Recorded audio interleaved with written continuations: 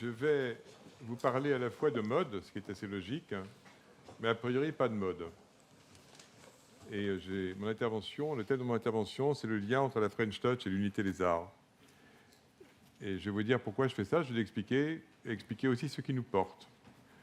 Ce qui nous porte à la Fédération de haute couture et de la mode, parmi bien d'autres acteurs, ce qui nous porte pour la Fashion Week, pour le devenir de la Fashion Week, pour les innovations de la Fashion Week, de la Paris Fashion Week, de la semaine de la haute couture.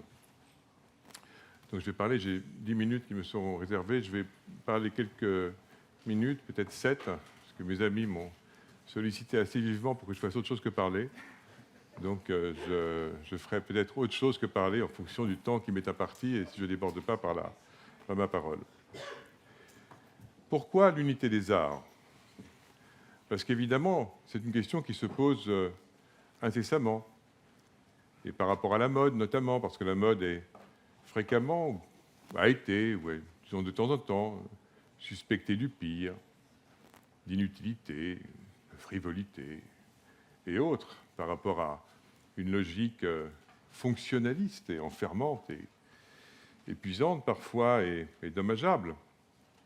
En fait, la mode n'est pas en tant que telle un art, elle est un art quand elle est faite par un artiste. Mais les artistes, des créateurs, ils sont assez nombreux même, dans la mode. Et ça renvoie à la distinction entre la place de la mode dans les arts appliqués et le lien avec les arts supposés majeurs, les arts mineurs. Et tout ça, c'est au fond relativement abstrait. Et je vais revenir en 3 minutes 12, non, même 2 minutes 54, voilà, 57, à des aspects historiques, parce que je suis un adepte profond de l'histoire, notamment de la phrase de Marc Bloch selon laquelle l'histoire est la science du passé qui permet de comprendre le présent pour éclairer et préparer l'avenir. L'unité des arts, ce n'est pas une idée si évidente que ça. Dans la tradition grecque, comme vous savez, on distingue les arts libéraux et les arts mécaniques. Les arts libéraux avec la musique, la poésie, la grammaire. Et les arts mécaniques, et c'est seulement très tard, c'est seulement au XVIe siècle que la peinture, l'architecture et la sculpture acquièrent leur lettre de noblesse. Ça ne faisait pas partie des arts libéraux, ça ne faisait pas partie des arts nobles. Et c'est Vasari. C'est sous la plume de Vasari que les choses changent au XVIe.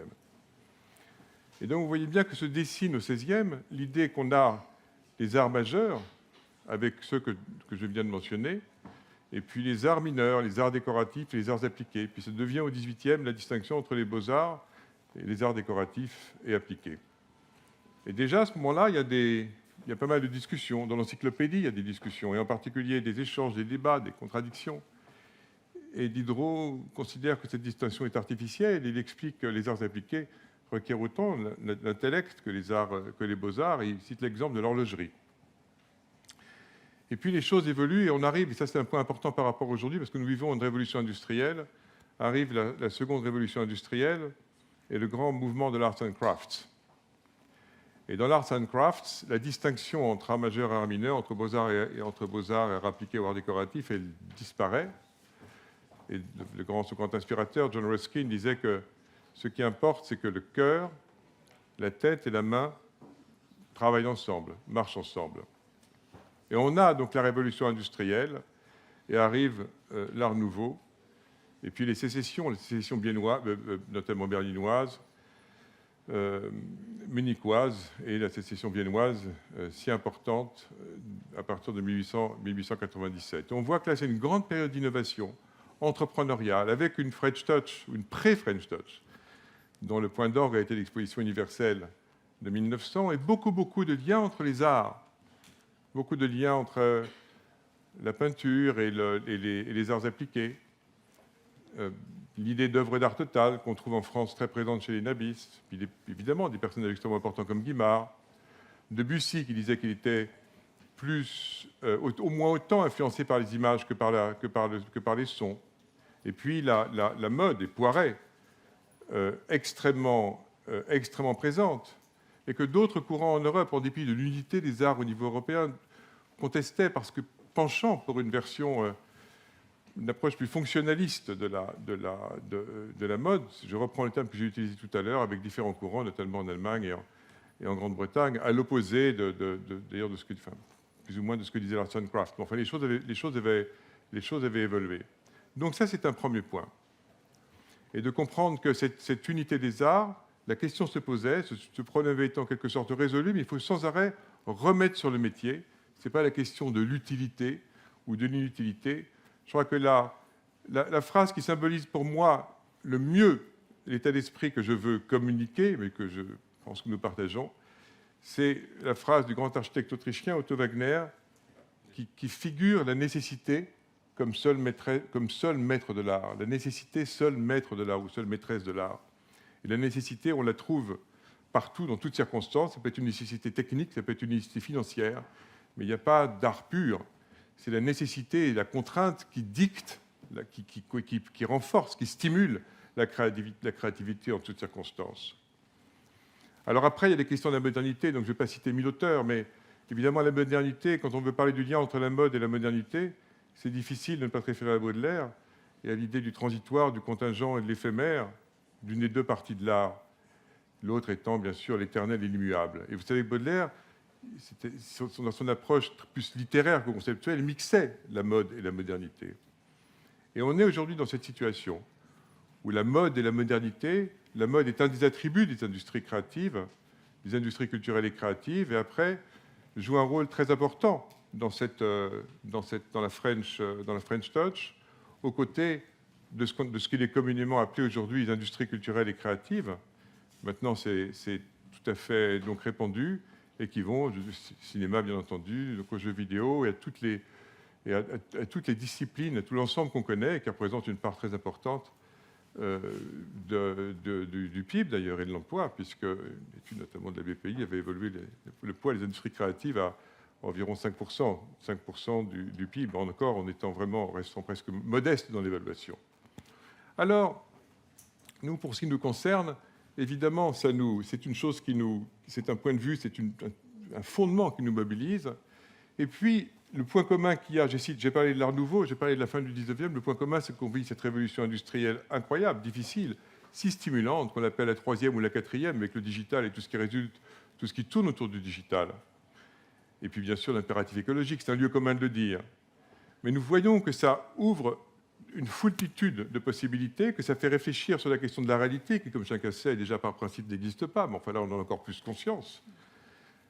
Et ça, c'est déjà une chose. Et l'autre chose, c'est que ça se prête à toute des nouvelles formes de créativité, une nouvelle forme d'unité des arts, des nouvelles formes d'œuvres d'art total, dont les grandes scénographies de mode sont une très belle illustration.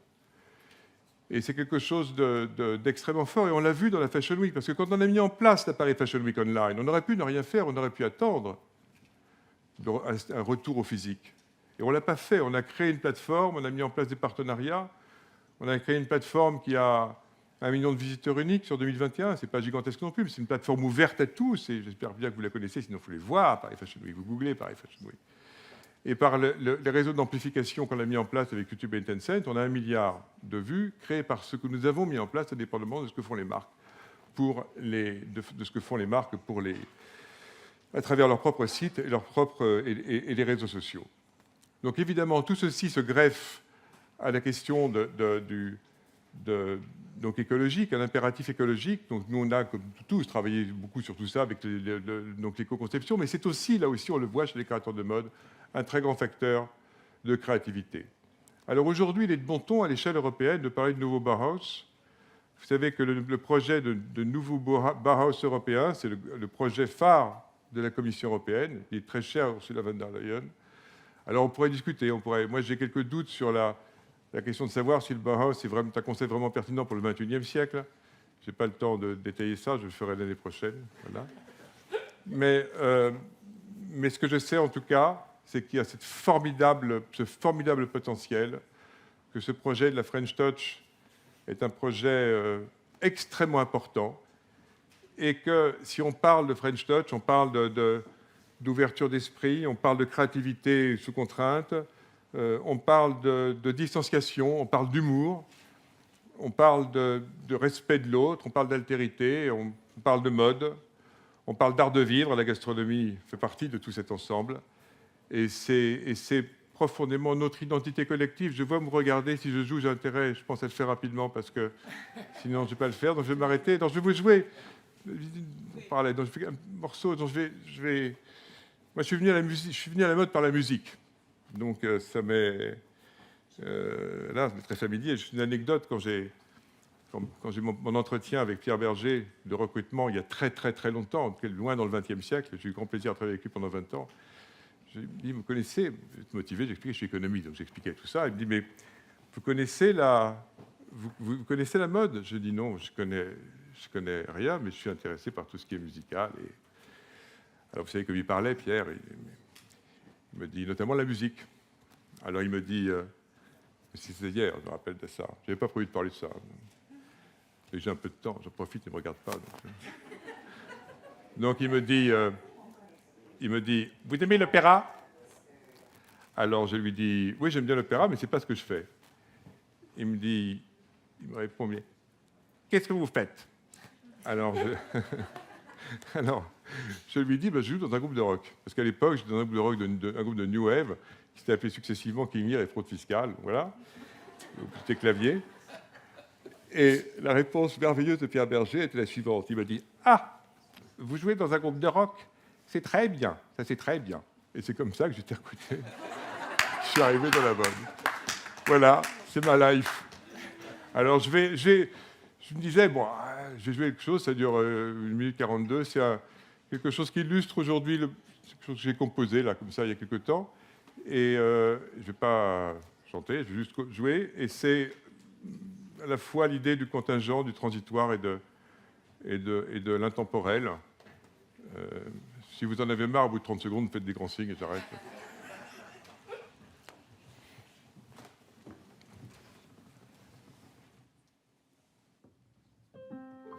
Je devrais commenter aussi ce merveilleux piano qui est une formidable innovation. Et c'est formidable de pouvoir mêler la création, de pouvoir jouer et sur cette très très bel objet qui est à la fois un objet de créativité technologique et esthétique aussi.